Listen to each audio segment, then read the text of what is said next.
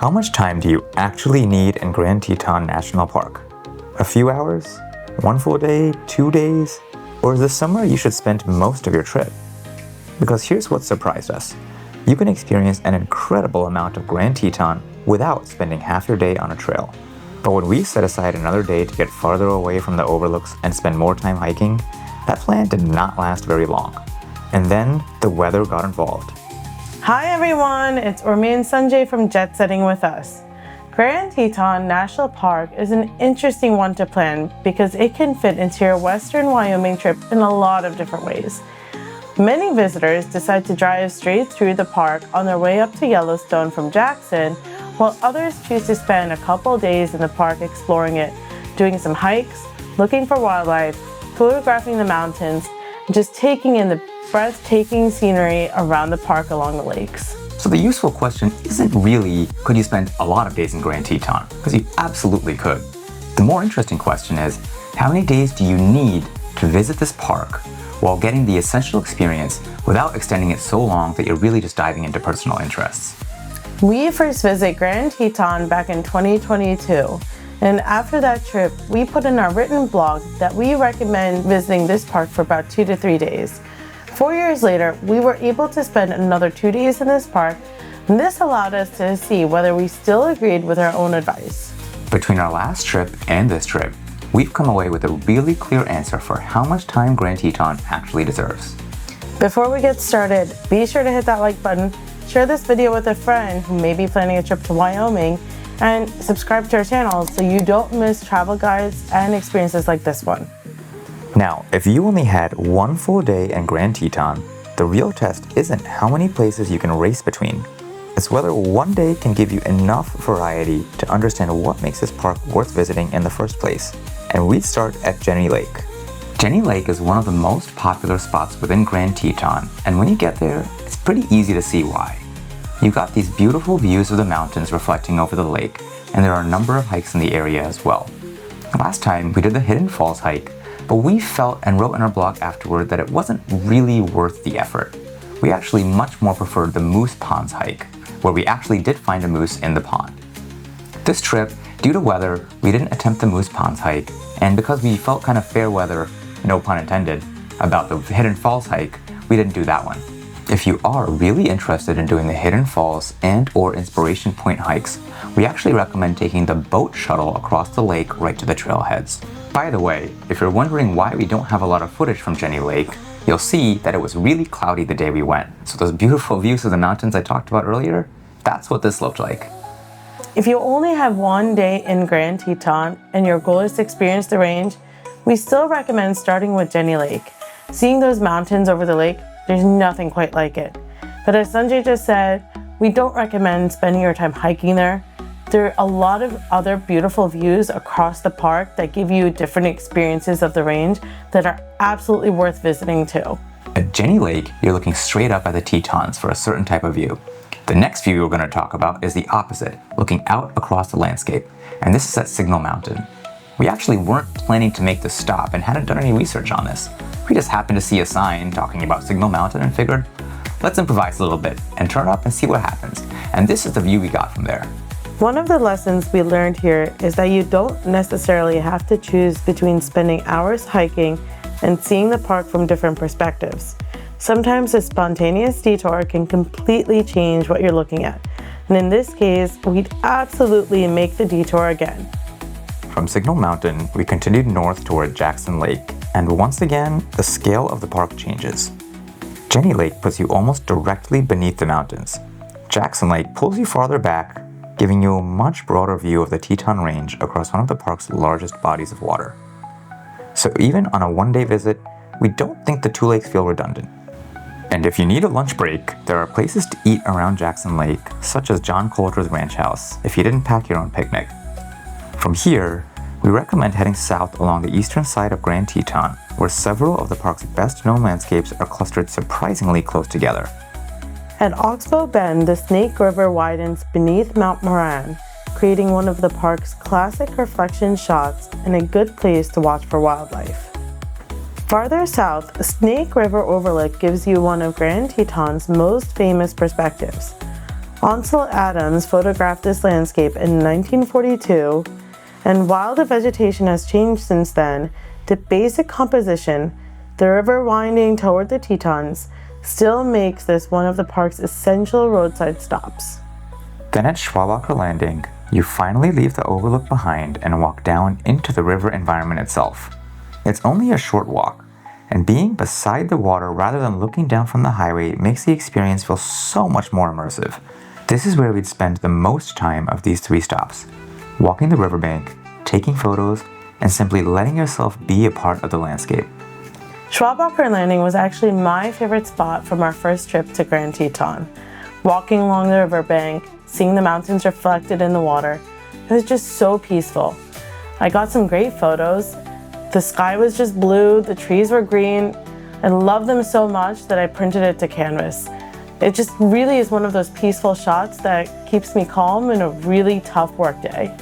So now in one day, we've covered Jenny Lake, Signal Mountain, Jackson Lake, Oxbow Bend, Snake River Lookout, and Schwabacher Landing. It sounds like a lot for one day, and they've all got incredible views, and we've barely done any serious hiking. So the next question is one day enough for Grand Teton?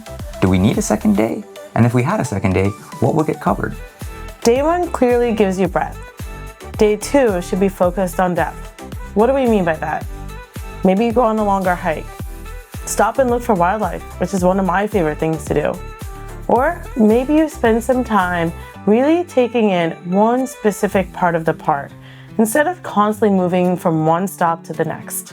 For us, our plan for day 2, surprise, was to find a really great hike that was in a little bit more of a secluded part of the park. Our choice was to try the 2 Ocean Lakes Trail, but we got derailed pretty quickly. All right, we're here at the 2 Ocean Lake Trail here in Grand Teton.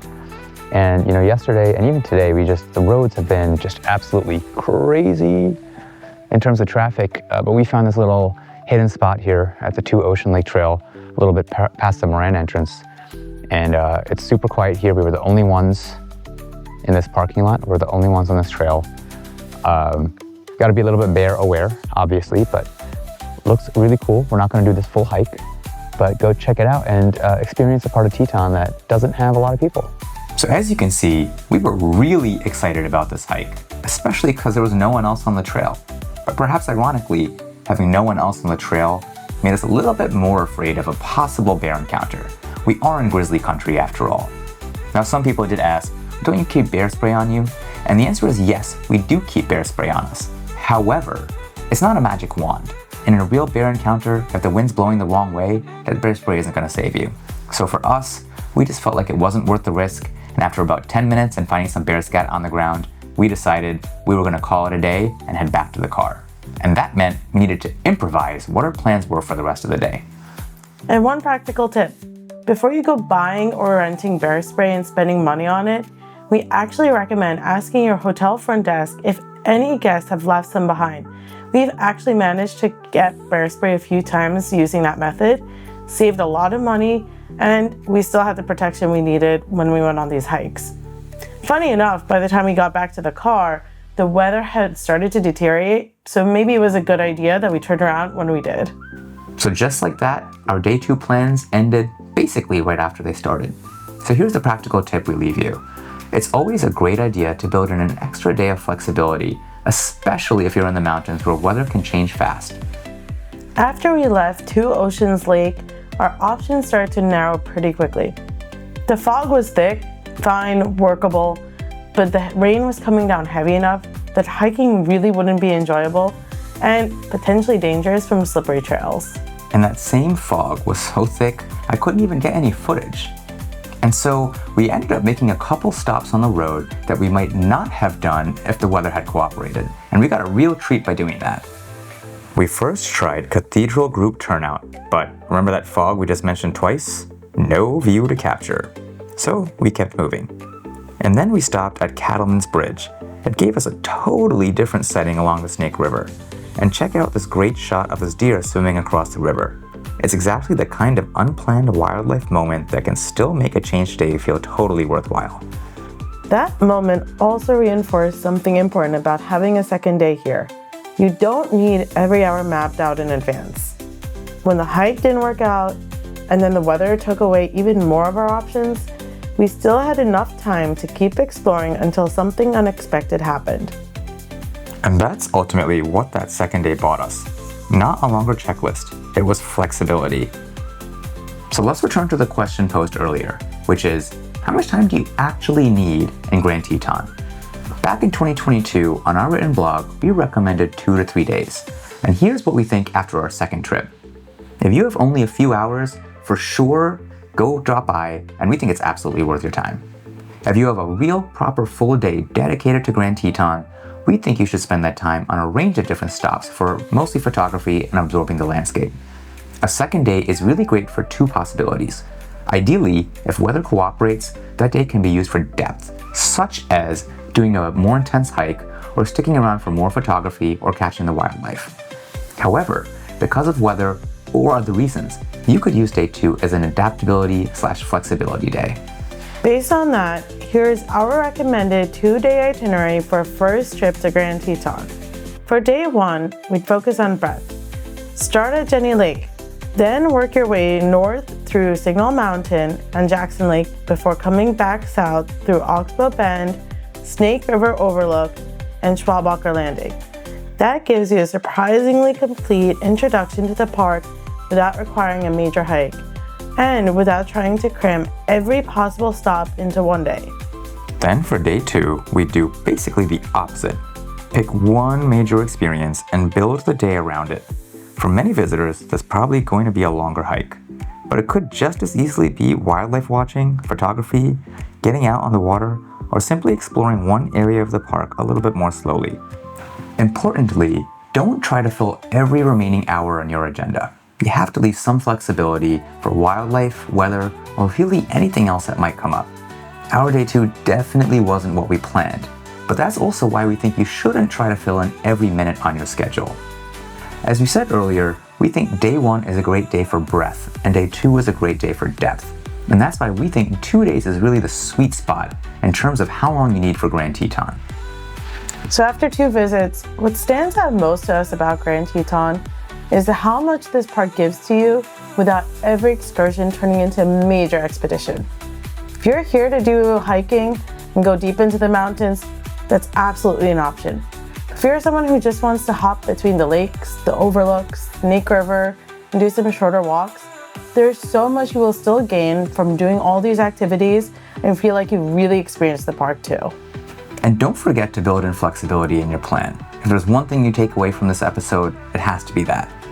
If you found this video useful, be sure to like it, share it with a friend who might be going to Grand Teton, and subscribe to our channel for more travel vlogs and amazing experiences.